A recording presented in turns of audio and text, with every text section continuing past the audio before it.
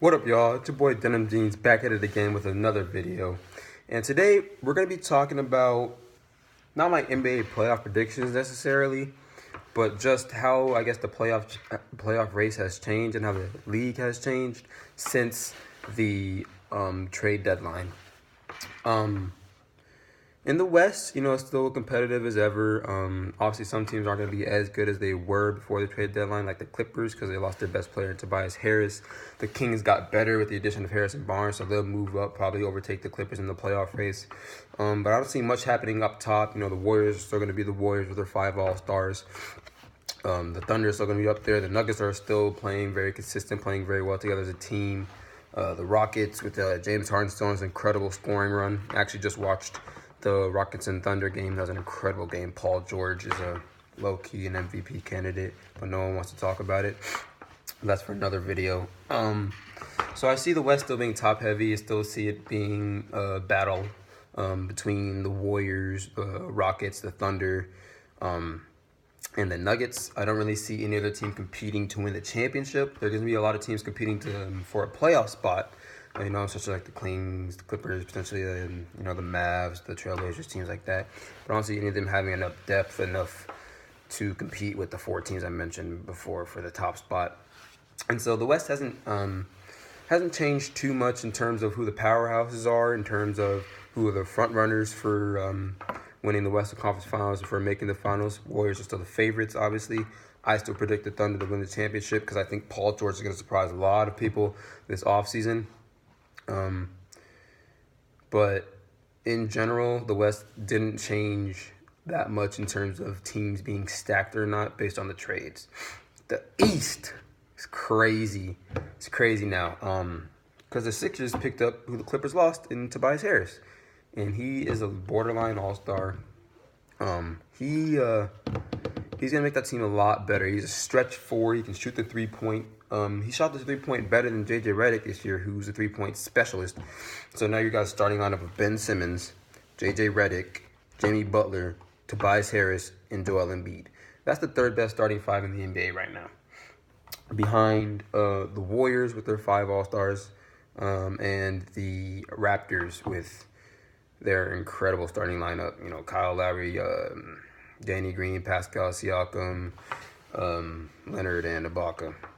So I see the Warriors, Raptors, and then now the Sixers, who can compete for a championship with this team. And that's why they made the move. They're going all in right now, trying to finish the process, as some people have named it.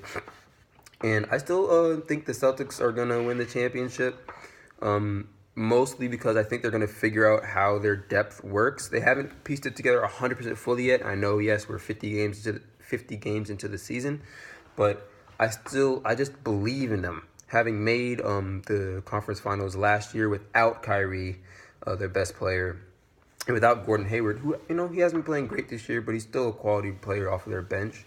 And so I see the Celtics piecing together their depth, especially in the playoffs when each game matters the most.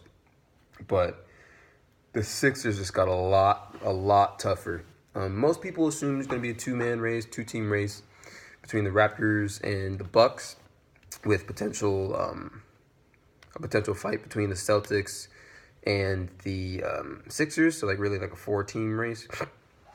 But the Sixers took a big step in making themselves a more legitimate contender with the addition of Tobias Harris, because he really rounds out their starting 5. Wilson Chandler, he was all right. He was decent. He could sort of be in the shadows because of players like Joel Embiid and Ben Simmons taking up the slack.